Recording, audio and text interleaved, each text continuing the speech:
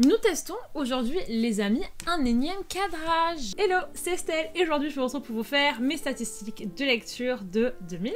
Je suis un petit peu en retard, je vous avoue que mon planning de vidéo était un petit peu bouleversé, mais je voulais faire cette vidéo que j'ai déjà fait l'année dernière et l'année encore d'avant. J'aime bien pouvoir comparer avec les années précédentes, voir les choses que j'ai plus lues, les choses que j'ai moins lues. Je vais vous faire un espèce de petit débriefing général. 2022 a été une super année de lecture. Je me suis vachement concentrée sur des livres qui me faisaient envie depuis longtemps. Je me suis autorisé beaucoup de choses que je m'autorisais pas en 2021 et c'est quelque chose que je voudrais continuer de faire en 2023. J'ai découvert des nouveaux livres préférés de tous les temps en 2022. Ça c'est plutôt incroyable. Ça faisait depuis je crois 2018 que j'avais pas eu autant de découvertes. Aussi en 2022, c'est l'année où j'ai lu le plus de livres qui m'ont fait péter un câble. Et j'ai osé le dire. Ok, donc on va commencer par faire le truc que j'adore, c'est le débriefing de Goodreads. J'avais donc comme objectif de lire 100 livres, ce qui est l'objectif que je me mets chaque année. Pas de chance, 2022, j'ai beaucoup fait d'autres trucs que de lire, du coup je n'ai pas pu atteindre les 100 livres, mais c'est pas grave puisque j'en ai lu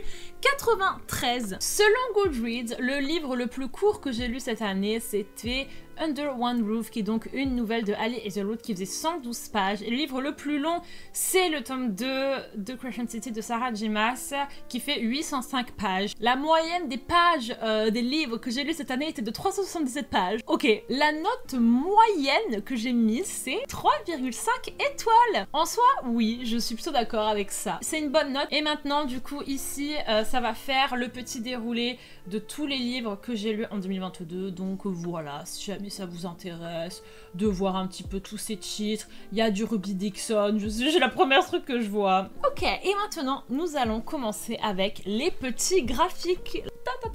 Donc, sans aucune surprise, nous avons les romans. Wow, 86 romans qui est choqué personne. C'est les 3 nouvelles de Ali Hazelwood, donc voilà. Je n'ai pas fait beaucoup d'efforts pour lire ces nouvelles. J'ai lu une non-fiction qui était donc Sapiens, que j'ai lu spécialement pour le challenge des terreurs. J'ai fait 2 bêta-lectures cette année et j'ai lu un recueil de poésie, qui est donc le recueil de Cam. J'avais dit l'année dernière que je voulais lire plus de non-fiction, que je voulais lire notamment pas mal de livres, peut-être de développement personnel et tout ça. Comme vous pouvez le contacter, je ne l'ai absolument pas fait, but en 2023, je veux faire des vlogs de lecture à thème, notamment un vlog de lecture sur justement de santé mentale, etc. Celui-là ne choque absolument personne, mais moi je suis quand même un petit peu choquée parce qu'en 2020, c'était pas comme ça. 75 livres anglais contre 18 français. Est-ce qu'on ne serait pas arrivé à presque un quart de mes lectures en français? Incroyable! Je crois que l'année dernière, j'en étais à genre 12. Je fais des progrès sur le français, donc il faut que je me force à lire plus de français parce qu'il y a des pépites et je le sais, mais je suis faible. Ok les amis, c'est parti pour mon truc préféré. Ce graphique, il est surprenant par certains aspects et totalement normal par d'autres. Donc j'ai rétabli la balance cette année avec 31 romances. Il me semble que l'année dernière, il y en avait moins. Cette année vraiment, j'ai dit on arrête les conneries. Meuf, à la base, son genre préféré, ça reste quand même principalement la romance, donc tu vas en bouffer. Mais vous savez quoi? Parmi ces 31 romances, il n'y avait pas 31 bonnes romances. Et j'ai trouvé les pires trucs de ma vie dans ces 31 romances. Je vous prévois d'ailleurs une vidéo pour la Saint-Valentin. Un truc par contre qui m'a choquée, c'est qu'en deuxième j'ai les contemporains avec 19. À quel moment? L'année dernière j'étais à 5 contemporains. J'ai vraiment relancé le contemporain dans ma vie. Et ça j'en suis extrêmement heureuse parce que c'est pareil, un de mes genres préférés de tous les temps. Et franchement ça m'a fait du bien. Vous savez par contre ce qui me fait moins plaisir dans cette histoire, c'est les 12 fantaisies. L'année dernière j'en avais eu une vingtaine je pense. Et franchement ça m'a manqué. Parmi ces 12 fantaisies de cette année, il y a quand même eu Twin Crowns, il y a Beyond the Black Door, il y a This Hollow Vows, donc en fait les peu de fantasy que j'ai lues cette année se sont quasiment toutes retrouvées dans le top 10 quoi, donc c'est plutôt sensationnel. Et là les gars, on arrive à un truc qui me fait extrêmement plaisir. Là pour le coup je suis très contente de mes 12 dark romances. En 2021 on était à 2 dark romances et je vous ai dit que c'était pas normal, que je perdais mon âme. La dark romance les gars c'est vraiment une grande passion pour moi et j'étais très triste de n'avoir pas pu la retrouver en 2021, mais là cette année j'ai retrouvé contact avec moi-même et qu'est-ce que je me suis enfilé de la bonne dark romance. Quand je le lis, je me rends quand même compte qu'il n'y a aucun genre qui me fait ressentir ce genre de truc quoi. Il faut vraiment pas que je le néglige, donc j'aimerais bien que la dark romance reste aussi à l'honneur en 2023. On a le 12 paranormal qui fait sa vie tranquillou bilou. Le 12 paranormal, moi il me fait plaisir. C'est une valeur sûre, toujours à peu près autour de 10. Au plus il y a de paranormal dans ma vie, au plus je suis heureuse. J'attends le retour de l'era du paranormal. Genre là, Margot est en train de relancer l'era de la dystopie. slip. Mais vous savez ce qui manque à mon bonheur éternel, c'est de retrouver les rats Twilight. Moi je veux du Vampire Academy, moi je veux du Lux, du Covenant, du... Et ensuite on a la case que je pourrais renommer Ruby Dixon. Les 7 dystopies science-fiction, c'est dur, c'est Ruby.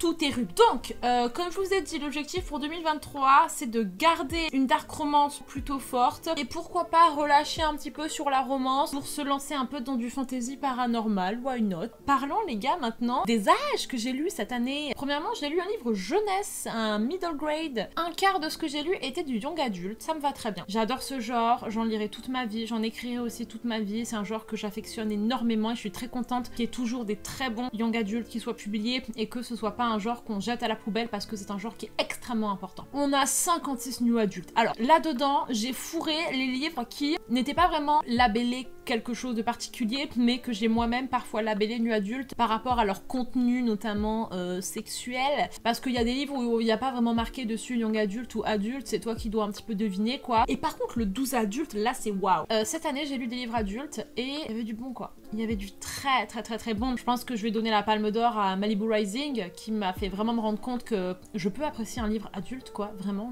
j'ai les capacités. Le genre des auteuristes que j'ai lu cette année, nous avons avec une écrasante majorité des femmes. Et oui, j'adore les livres écrits par des femmes. Ensuite, on a 2-3 hommes. Alors ça, il faut savoir que c'est beaucoup grâce au challenge des terreurs, des livres que j'aurais jamais pris et il y en avait quelques-uns qui étaient beaucoup écrits par des hommes. Et j'ai lu des livres de 2 autoristes non binaires aussi cette année, donc voilà, c'est chouette aussi. Et je voulais clôturer cette petite vidéo en vous donnant mes intentions un petit peu de lecture pour 2023. Avec quel mindset j'attaque l'année. Alors déjà, je vais revoir mon système de notation. Dans le passé, j'avais parfois du mal à mettre des 2 étoiles, des 3 étoiles, parce que c'est vrai que moi ça me blesse. Je suis autrice, ça me fait du mal de parler mal d'un livre, parce que forcément je sais tout le travail qu'il y a derrière, donc c'est pour ça que j'ai du mal à mettre des notes qui sont parfois pas bonnes, et j'ai du mal aussi à en parler de manière négative. C'est un truc que j'ai acheté quoi, donc j'ai le droit quand j'achète un truc de pointer ce qui ne m'a pas plu, et ça fait partie du délire. Du coup, 1 étoile, c'est il s'est passé un truc dans le livre qui m'a vraiment mis hors de moi, que j'ai pas toléré. Donc vraiment c'est je n'aime pas le livre et le livre m'a énervé, le livre m'a attaqué. 2 étoiles, c'est que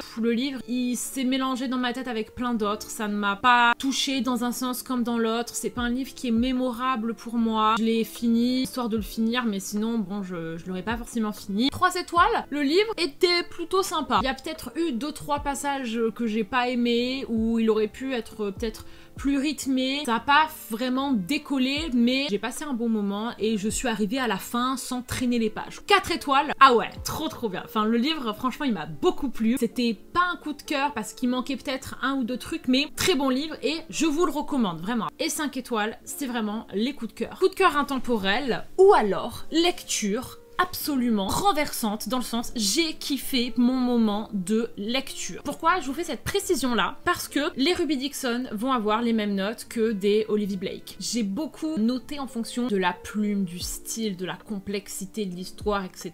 Et j'ai eu tendance de ne pas du tout prendre en compte mon expérience de lecture quand je notais un livre. Je me retrouvais à mettre des 3 étoiles à des livres qui m'avaient fait mais 30 fois plus kiffer que certains livres avec qui j'ai mis des 5 étoiles parce que je prenez pas en compte ce paramètre-là. Ceci va changer, ce qui veut dire que je vais énormément privilégier le moment de lecture. Comme je vous ai dit, si je me suis pas amusée, si le livre il n'est pas mémorable, même si la plume était incroyable, eh ben ce sera un 3 étoiles. Voilà à quoi vous attendre du coup en termes de notation. Deuxième chose aussi que je voudrais mettre en place, plus passer du temps dans mes updates lecture à vous parler de beaucoup plus de choses. Donc voilà, les updates lecture vont être peut-être un petit peu plus longs, mais comme ça je pourrais vraiment aller en profondeur et surtout m'autoriser à vous pointer les trucs qui ne m'ont pas plu. Et le dernier point, c'est que j'aimerais faire beaucoup plus, comme je vous ai dit, de vlogs d'écriture à thème. J'avais commencé un petit peu à le faire l'année dernière, ça m'a beaucoup plu et j'ai plein d'idées de thèmes, du coup je vais le faire. Donc voilà, c'est la fin de cette petite vidéo statistique. J'espère que ça vous plaît toujours autant, ce format. En tout cas, moi, je l'aime beaucoup. Si vous aussi, vous avez un petit peu des petites résolutions de lecture pour 2023, n'hésitez pas à les mettre en commentaire. Je vous fais des gros bisous et je vous dis à la prochaine vidéo.